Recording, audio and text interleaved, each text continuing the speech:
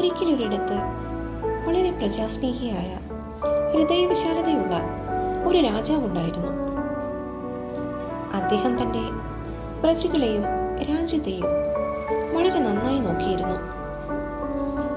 ഒരിക്കൽ രാജാവ് ഒരു ആപ്പിൾ മുറിക്കുകയായിരുന്നു. അതിനിടയിൽ അദ്ദേഹത്തിൻ്റെ വിരൽ ആഴത്തിൽ മുറിഞ്ഞു. വേദന കൊണ്ട് രാജാവ് ഉറക്കെ നിലവിളിക്കാൻ തുടങ്ങി. ഇത് കണ്ട അദ്ദേഹത്തിൻ്റെ മന്ത്രി രാജാവിൻ്റെ മുറിവ് ഒരു തുണി ഉപയോഗിച്ച് കെട്ടിവെച്ചു. തുണി കെട്ടിക്കൊണ്ടിരിക്കുമ്പോൾ മന്ത്രി രാജാവിനോടായി പറഞ്ഞു, അങ്ങ് സങ്കടപ്പെടരുത്. സംഭവിച്ചതെന്തോ അത് നല്ലതിനു വേണ്ടിയായിരിക്കും.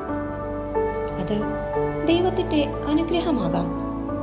അതിനാൽ ദൈവത്തോട് നന്ദി പറയുക. ഇത് കേട്ട രാജാവിന് വളരെയധികം ദേഷ്യം വന്നു. അദ്ദേഹം മന്ത്രിയോട് പറഞ്ഞു, നിങ്ങൾ എന്ത് മണ്ടത്തരമാണ് പറയുന്നത്? എൻ്റെ കൈവിരലിൽ നിന്ന് ധാരാളം രക്തം നഷ്ടമായിരിക്കുന്നു. വേദന കൊണ്ട് ഞാൻ നീറുകയാണ്. അത് ദൈവത്തിൻ്റെ അനുഗ്രഹമാണെന്നാണോ താങ്കൾ പറയുന്നത്? എങ്കിൽ താങ്കൾ ഒട്ടും മനുഷ്യത്വമില്ലാത്തവനാണ്.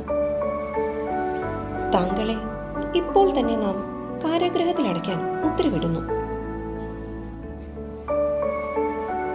ഉടൻ തന്നെ മന്ത്രിയെ കാരാഗൃഹത്തിൽ അടയ്ക്കുവാൻ രാജാവ് ഭടന്മാരോട് ഉത്തരവിട്ടു.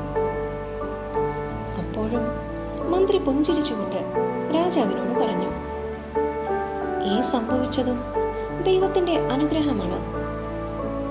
അതിന് ഞാൻ ദൈവത്തോട് നന്ദി പറയുന്നു.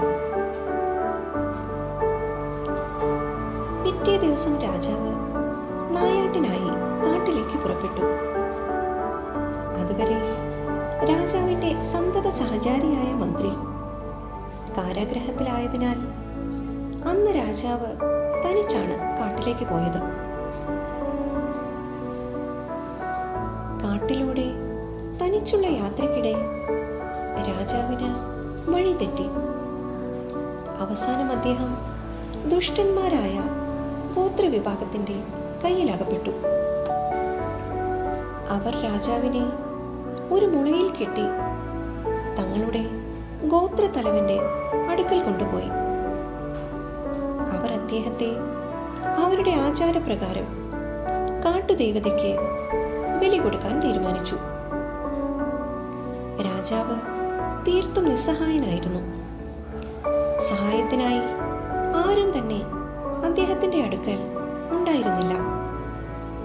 അങ്ങനെ അവർ ബലി നടത്താനുള്ള ഒരുക്കങ്ങളെല്ലാം പൂർത്തിയാക്കി.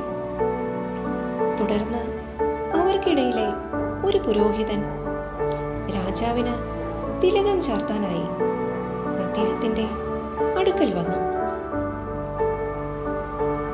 അപ്പോൾ രാജാവിൻ്റെ കൈവിരൽ തുണി വെച്ച് ചുറ്റിയിരിക്കുന്നത് പുരോഹിതന്റെ ശ്രദ്ധയിൽപ്പെട്ടു. ആ തുണി അഴിച്ചു നോക്കിയപ്പോൾ വിരൽ ആഴത്തിൽ മുറിഞ്ഞിരിക്കുന്നതായി കണ്ടു. ഉടൻ തന്നെ പുരോഹിതൻ ഗോത്രതലവനോട് പറഞ്ഞു, ഈ മനുഷ്യന്റെ വിരൽ ആഴത്തിൽ മുറിഞ്ഞിരിക്കുന്നു. നമുക്ക് ആവശ്യം ഒരു മുറിവ് പോലും ഇല്ലാത്ത ഒരു പൂർണ്ണ ശരീരമാണ്. ഈ മനുഷ്യ ശരീരത്തിൽ നമ്മളുടെ ദേവി പ്രസാദിക്കില്ല. ഇയാൾ ബലിക്ക് യോഗ്യനല്ല. ഇയാളെ വിട്ടയക്കുക. അങ്ങനെ ഗോത്രതലവൻ രാജാവിനെ വെറുതെ വിട്ടയച്ചു. രാജാവ് സുരക്ഷിതമായി കൊട്ടാരത്തിലെത്തി. തുടർന്ന് കാരാഗൃഹത്തിൽ പോയി നടന്നതെല്ലാം മന്ത്രിയോട് വിവരിച്ചു.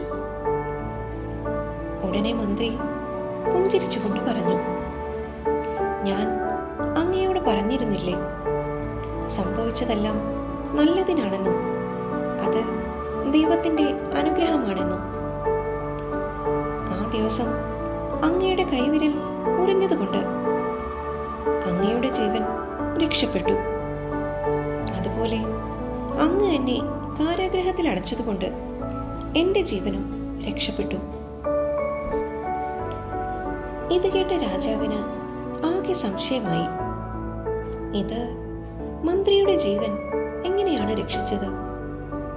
മന്ത്രി പറഞ്ഞു, അങ്ങ് എന്നെ കാരാഗൃഹത്തിൽ അടച്ചില്ലായിരുന്നുവെങ്കിൽ ഞാനും അങ്ങയോടൊപ്പം കാട്ടിലേക്ക് വരേണ്ടതായിരുന്നില്ലേ? ഞാൻ കൂടെ വന്നിരുന്നുവെങ്കിൽ അവർക്ക് എന്നെ ബലി കൊടുക്കാമായിരുന്നു. കാരണം എൻ്റെ ശരീരത്തിൽ മുറിവുകൾ ഒന്നും തന്നെ ഉണ്ടായിരുന്നില്ല. ഇതാണ് ഞാൻ പറഞ്ഞത്. സംഭവിച്ചതെല്ലാം നല്ലതിനാണെന്നും ദൈവത്തിൻ്റെ അനുഗ്രഹമാണെന്നും. തൻ്റെ തെറ്റ് മനസ്സിലാക്കിയ രാജാവ് മന്ത്രിയെ സ്വതന്ത്രനാക്കി. ഈ കഥയിൽ നിന്ന് നാം എന്താണ് ഉൾക്കൊള്ളേണ്ടത്? പലപ്പോഴും നമ്മുടെ ജീവിതത്തിൽ പല വേദനകളും വരുമ്പോൾ നാം നിരാശപ്പെടാറുണ്ട്. നമ്മുടെ ജീവിതത്തിൽ എന്തുകൊണ്ട് ഇങ്ങനെ സംഭവിച്ചു എന്ന് പരിതപിക്കാറുണ്ട്. എന്നാൽ ദൈവം പല സന്ദർഭങ്ങളിലും നിങ്ങളെ ശിക്ഷിക്കുകയല്ല, മറിച്ച് അതിനായി തയ്യാറാക്കുകയാണ് ചെയ്യുന്നത്. ചില വേദനകൾ തൽക്കാലം പ്രയാസമുണ്ടാക്കിയേക്കാം, എന്നാൽ അതിലും നല്ല ഒരു നന്മ നിങ്ങളെ കാത്തിരിക്കുന്നുണ്ടാകാം. അതിനാൽ ഒന്നിനെക്കുറിച്ചും ഓർത്ത് അമിതമായി പ്രയാസപ്പെടാതിരിക്കുക. അന്നന്നത്തെ സന്തോഷങ്ങൾ ആസ്വദിക്കുക. സത്യസന്ധമായും സഹജീവികളോട് കരുണയുള്ളവനായും ജീവിക്കുക. ഭാവിയെക്കുറിച്ച് വെറുതെ വ്യാകുലപ്പെടാതെ ജീവിതത്തിലെ ഓരോ നിമിഷവും ആസ്വദിക്കുക. നന്ദി. എല്ലാവർക്കും ശുഭദിനം ആശംസിക്കുന്നു.